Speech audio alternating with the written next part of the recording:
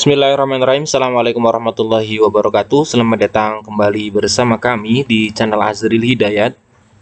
Teman-teman sekalian, Bapak Ibu guru yang kami hormati, dalam kesempatan yang baik ini kembali kami akan mengabarkan informasi terbaru terkait dengan pelaksanaan P3K dan juga terkait dengan tenaga honorer. Nah, dalam kesempatan yang baik ini kami sampaikan informasi dari daerah dan juga dari BKN pusat terkait dengan pendataan yang nantinya juga menurut kami sangat penting untuk diketahui bagi semua guru honorer, terutama juga untuk tenaga kependidikan di sekolah, karena hal ini akan menjadi database tunggal yang nantinya akan menjadi ini ya, data yang akan diselesaikan dalam pengangkatan tenaga honorer menjadi ASN sebagai pelaksanaan dari PP manajemen P3K ya. Manajemen ASN maksud kami. Nah, namun sebelum kita masuk di pembahasan, silakan bagi teman-teman yang baru saja menemukan channel kami, silakan jangan lupa subscribe channel ini dan jangan lupa nyalakan lonceng notifikasinya. Terima kasih. Kita bahas yang pertama adalah di sini tentang informasi tidak lanjut pendataan tenaga non ASN. Ini adalah merupakan surat ya yang diterbitkan oleh BKN, maksud kami Menteri Pan-RB, di mana Menteri Pan-RB ini ditujukan ya surat ini kepada pejabat pembina kepegawaian pusat dan daerah terkait dengan pendataan tenaga non ASN. Nah, di sini disebutkan dari bersama ini disampaikan beberapa hal yang surat ini ditandatangani oleh Menteri Pan-RB, yaitu Bapak Azwar Anas. Kita coba cermati. Yang pertama adalah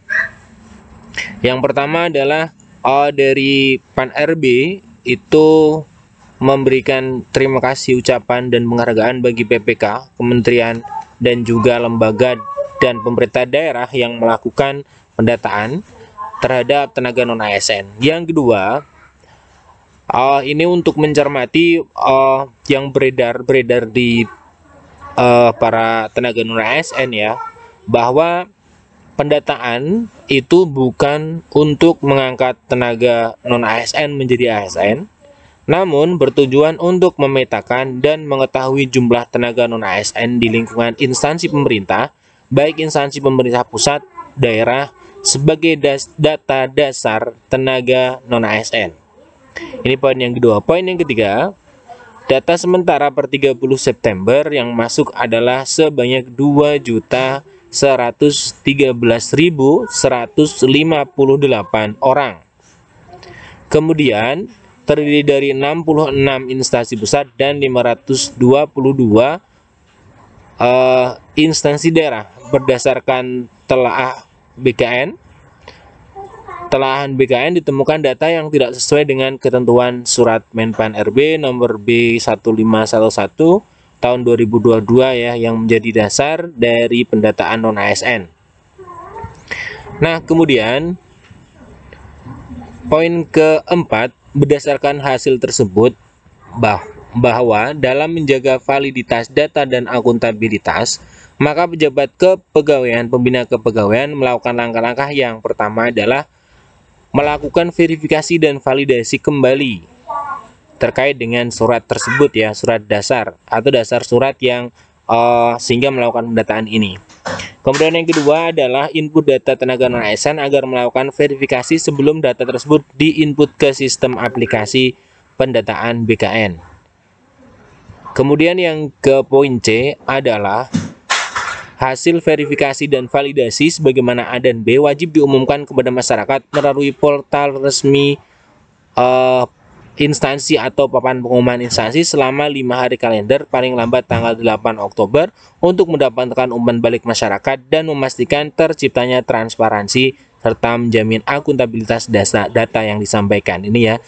Kemudian yang poin D, perbaikan data terhadap hasil umpan balik masyarakat wajib dilakukan dalam jangka 10 hari kalender paling lambat tanggal 22 Oktober pukul 17 waktu Indonesia Barat melalui sistem aplikasi pendataan tenaga non ASN BKN.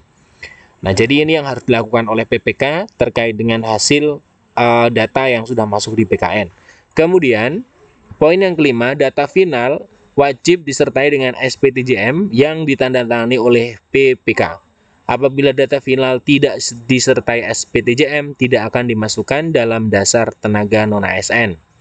Poin ke-6, pernyataan tanggung jawab mutlak atau SPTJM dari pimpinan unit kerja bersangkutan maka tidak dapat dilakukan secara internal, dilakukan instansi masing-masing. Kemudian nomor poin 7, apabila di kemudian hari data tidak sesuai, maka akan berdampak pada pertanggungjawaban hukum baik bagi pimpinan unit kerja maupun pejabat pembina kepegawaian. Jadi intinya dari surat Kementerian Pan-RB ini adalah yang menurut kami setelah kita baca bersama-sama bahwa terjadi bahasanya adalah bahasa BKN itu tidak sesuai dengan ketentuan surat Menteri Pan-RB karena yang masuk itu banyak, ada sekitar 2 juta itu per 30 September, dan karena data tersebut sangat banyak membludak ya seperti itu, kemudian dilakukanlah data poin-poin ini yang diharapkan oleh PPK segera menindaklanjuti dari hasil data yang sudah masuk. Nah, kemudian nanti untuk diumumkan, setelah diumumkan, kemudian ketika ada umpan balik, kemudian harus segera ditindaklanjuti paling lambat di tanggal 22 Oktober tahun 2022 ya. Hasil umpan balik wajib dilakukan dalam jangka 10 hari. Nah, jadi ini yang harus dilakukan oleh PPK. Nah, semoga teman-teman nanti tidak termasuk di dalam data yang nantinya kemungkinan akan ada eliminasi ya.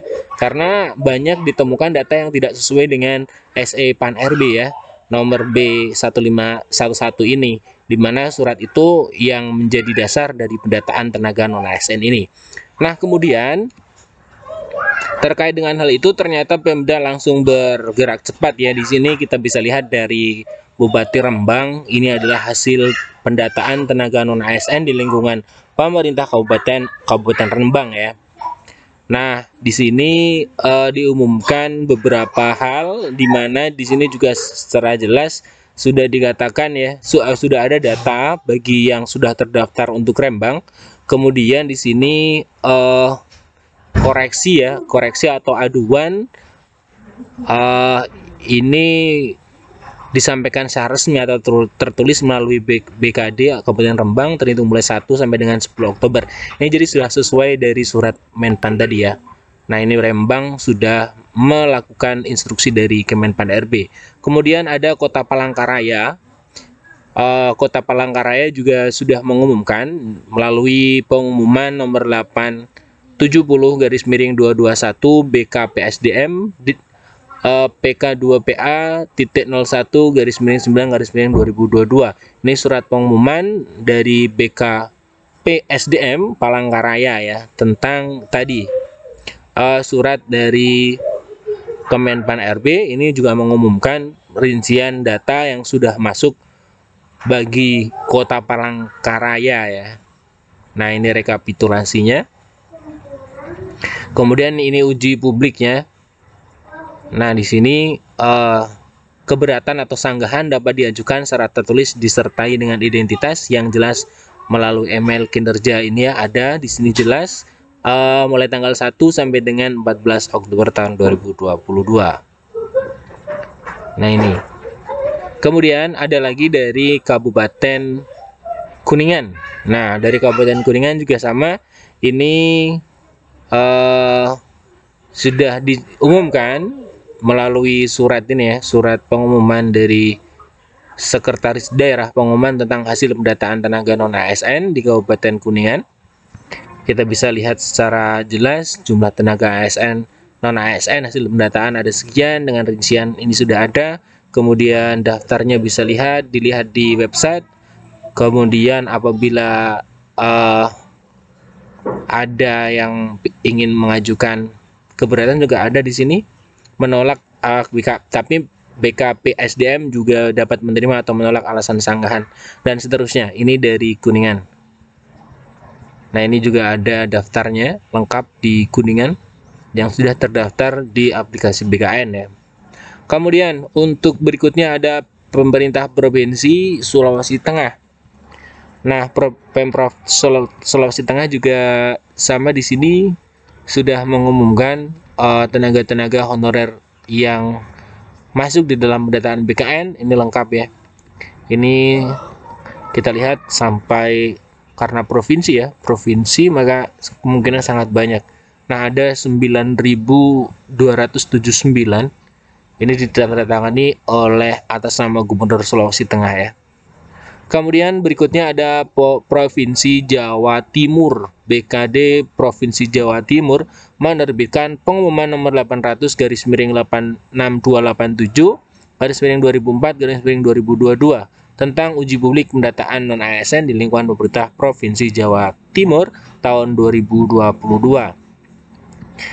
Nah, ini rekapannya untuk Provinsi Jawa Timur. Jumlah tenaga honorer kategori 2 ada 1.470, pegawai non-ASN ada 23.509, jumlah keseluruhan tenaga non-ASN ada 24.979. Ini di Provinsi Jawa Timur.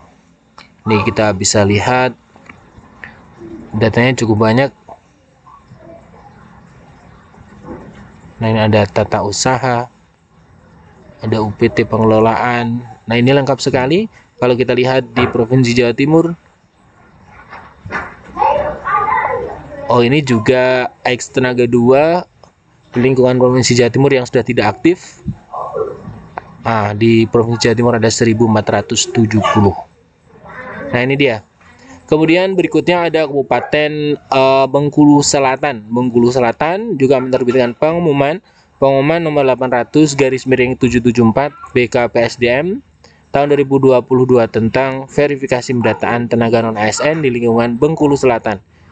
Nah, jadi memang secara serempak pemerintah daerah sudah menerbitkan surat pengumuman ya terkait dengan pendataan ASN ini, juga beserta dengan lampiran-lampiran nama-nama yang sudah mendapatkan atau sudah terdaftar di BKN, di aplikasi BKN. Kemudian nanti kita lihat tindak lanjutnya. Yang terpenting teman-teman adalah bagi teman-teman yang belum menjadi ASN, ikuti, atau ini menjadikan hal penting karena apa? Karena data ini adalah data yang akan dijadikan data tunggal ya.